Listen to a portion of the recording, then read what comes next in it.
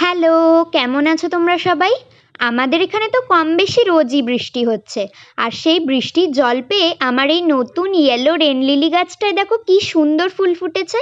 এবার চলো তোমাদের নিয়ে যাই আমাদের বাগানে থাকা সবেদা গাছটি দেখাতে।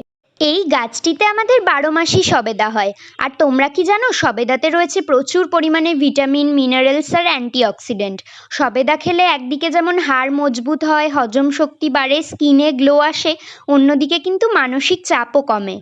দেখতেই পাচ্ছ গাছটির প্রত্যেকটি শাখায় কিন্তু ফুল রয়েছে। আর এই সবেদাটার সাইজটা জাস্ট দেখো, বিশাল বড়।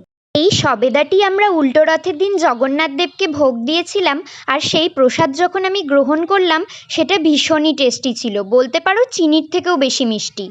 আমার আগের কিছু ভিডিওতে সুনিধি এবং ফাতেহা কমেন্ট করেছিল তাদের নাম মেনশন করার জন্য। তোমাদের জানাই অনেক ভালোবাসা, আগামী দিনেও আমার পাশে থেকো। চলো আজ আসছি, টাটা।